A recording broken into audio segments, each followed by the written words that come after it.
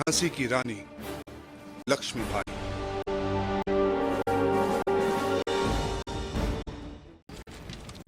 कुंवर खुदा बख्श और मोतीबाई के साथ निशस्त्र चली आए, अन्यथा कठोर और भयंकर परिणाम के लिए तैयार रहे।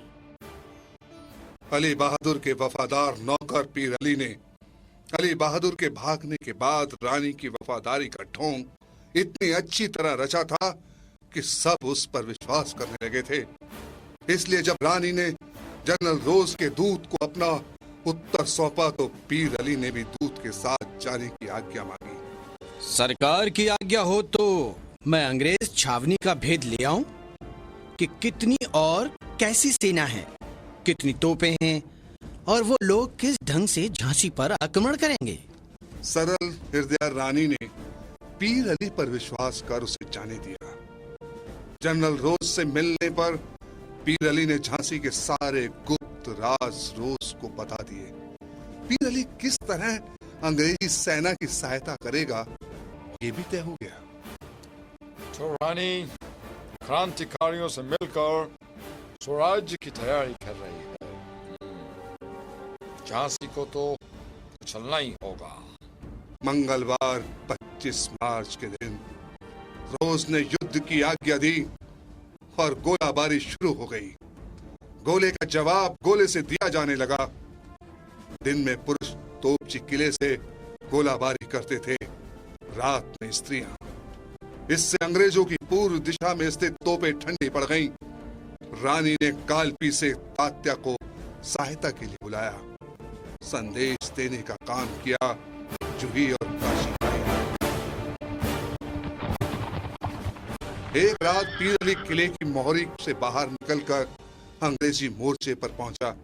उसने किले में तोपों के ठिकाने अंग्रेजों को बता दिए और जनरल रोज को आश्वासन दिया कि वो दक्षिण फाटकों में से कोई एक फाटक खुलवा देगा। ये षड्यंत्र रचकर पीर अली वापस किले में चला आया और यूं काम में लग गया मानो कुछ हुआ ही ना हो। अंग्रेजों ने पीर अली के बताए ठिकाने पर जात पहाड़ी पर मोर्चा बांधा, निशाना साधा और नगर के विध्वंस का कार्य शुरू हो गया।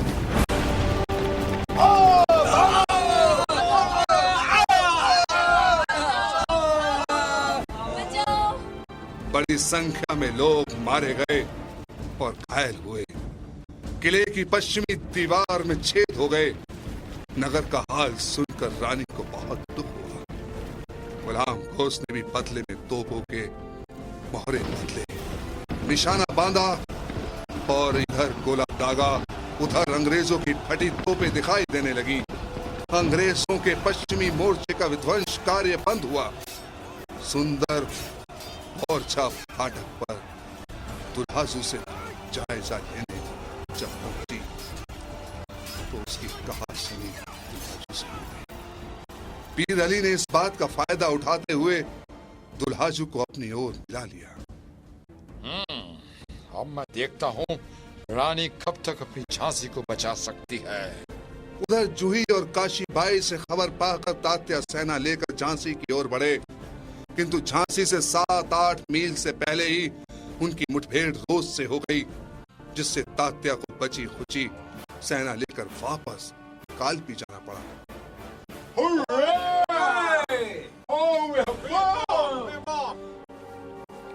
पलटन को पास देखकर दुल्हाजू लोहे की एक छड़ लेकर बुर्ज से नीचे उतरा। उधर सुंदर भी तलवार लेकर जल्दी से बुर्ज से उतरी।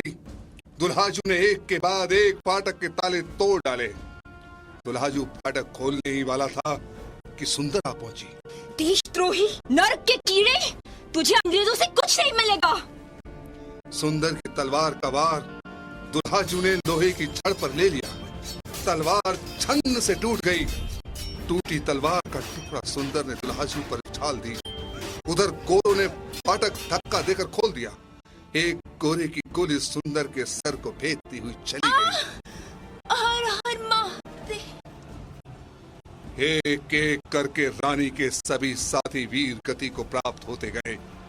मोतीबाई, खुदा बख्श और गुलाम वो सभी एक के बाद एक मृत्यु की गोद में समाते चले गए। उनकी मृत्यु से एक बार के लिए रानी अंदर से टूट गई, किंतु शीघ्र ही उन्होंने नगर के मुख्य लोगों को इकट्ठा किया। अपनी 4000 सेना में से 400 भी नहीं बची। अंग्रेज किला घेरे हुए हैं। वे एक आध दिन में घुस आएंगे। आप लोगों में से लड़ते फिरते जो बचेंगे, शत्रु उनकी दुर्गति करेगा। ये देखने से अच्छा मैं बारूद की कोठी में जाती हूँ और पिस्तौल के धड़ाके के साथ अपने पुरखों से मिल जाती हूँ। रानी की बात सुनकर नाना पोपटकर ने उन्हें उनके कर्तव्य की याद दिलाई। उसी क्षण दामोदर राव को लेकर सुंदर आ गई। दामोदर राव दौड़कर रानी की गोद में बैठ गया। रानी की आंखों के आगे कुरुक्षेत्र के मैदान का वो दृश्य घूम गया जिसमें अर्जुन को श्री कृष्ण ने कहा था, अर्जुन गांडीव उठाओ और शत्रुओं का नाश करो। रानी उठी और उन्होंने नाना पोपटकर के पैर छूकर कहा, मुझे क्षमा करना नाना साहब। भाइयों, मेरी इस क्षणिक दुर्बलता को भूल जाना। मैं लड़ूंगी। आप सबके सामने प्रण करती हूँ कि सारे अंग्रेजों का मुझ अकेली को सामना करना पड़ा तो भी करूंगी। रानी की टोली निकली और सुबह होते ही नदी किनारे पहुंच गई। नदी के किनारे पहुंचकर उन्होंने अभी हाथ मुंह धोया ही था कि लेफ्टिनेंट बोकर अपने दस्ते के साथ वहां पहुंचा। रानी ने उसे हाथ लगा दिया। लगभग आधी रात के समय रानी कालपी पहुंची। रोज भी अपने ब्रिगेडियर के साथ कालपी आ पहुंचा। उसने हमला किया। रानी ने मुकाबला किया, परंतु उनका घोड़ा जख्मी हो गया। रानी, आपका घोड़ा जख्मी हो गया है। हाँ, ये घोड़ा अड़ सकता है, पर काम तो इसी से चलाना है। आप कुछ जलपान कर लें।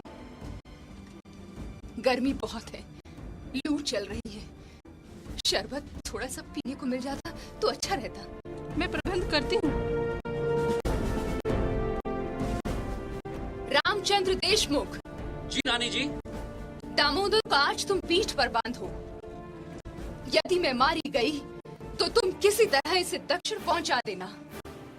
और ध्यान रखना, मेरे मरने के बाद विधर्मी मेरी देह को छूने न पाए। इसके बाद अंग्रेजों के गोलों की वर्षा सी हो उठी। उनकी धमक से जमीन थर्रा उठी। रानी ने आक्रमण पर आक्रमण करते हुए गोरे सवारों को पीछे हटा दिया। रानी के रण कौशल के मारे अंग्रेज नायक थर्रा गए। लेकिन कुछ ही समय बाद रानी को सूचना मिली कि जूही भी वीर गति को प्राप्त हुई।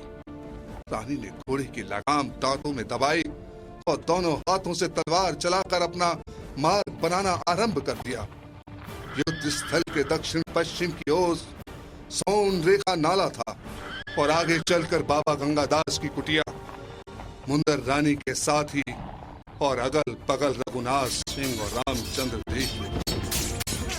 राजा टोपे कठिन से कठिन व्यूह से फंसकर बच निकलने की रण विद्या से परागत थे, इसलिए वे अंग्रेजों के चक्रव्यूह से निकल गए। सूर्यास्त होने वाला था। रानी के विश्वास पात्र सैनिकों में से अंतिम सवार भी मारा गया। 10-15 गोरे सवार और कुछ पैदल सैनिक रानी का पीछा कर रहे थे। रामचंद्र देशमुख की सहायता करते करते सुंदर भी शहीद हो गई। इतने में रानी के सीने के नीचे एक गोरे संगीन वरदार की हूल पड़ी।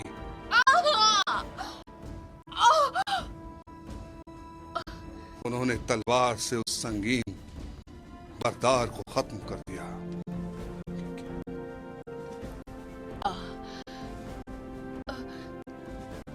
स्वराज्य की नींव का पत्थर बनने जा रही हूँ।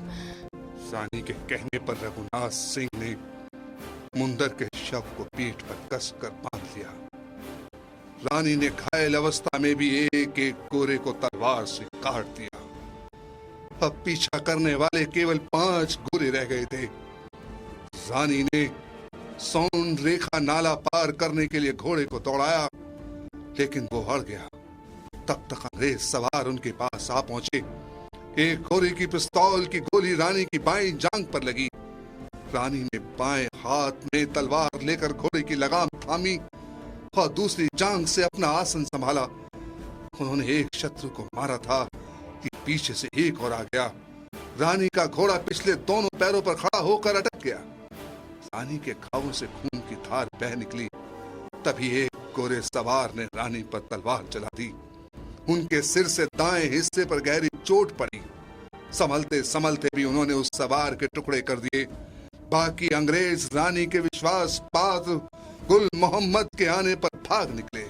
अल्लाह अकबर! रानी के अभी प्राण देह में ही थे। सुध बुध खोए दामोदर राव को एक और बिठाकर देशमुख ने रानी को अपनी वर्दी पर लिटाया। अचेत रानी के मुंह से निकला, हर हर महादेव, ओम वासुदेवाय नमः।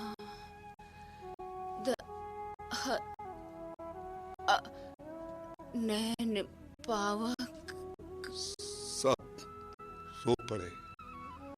रानी अमर हो गई। बाबा गंगादास की कुटिया समीप ही थी। सभी ने कुटिया की लकड़ी तुरंत फुरत उतारी, चिता बनाई।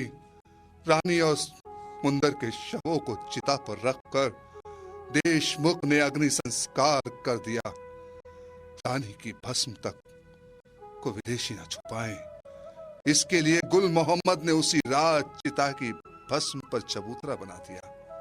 सुबह जब अंग्रेज अफसर रानी या उसके शव की खोज में आए तो चिता के स्थान पर सुध बुध खोए गुल मोहम्मद से पूछा, किसका मजार है ये? हमारे पीर का। वो बहुत बड़ा वली था। 22 वर्ष और 7 माह की अल्प आयु में अपनी बुद्धि, अपने शौर्य और असाधारण कौशल से अमर हो गई झांसी की रानी लक्ष्मीबाई। भारतीय इतिहास में उन प्रकाशमान नक्षत्रों में प्रमुख है जिनकी प्रेरणा आज भी सहस्त्रों हृदयों को मार्गदर्शन करती है। झांसी।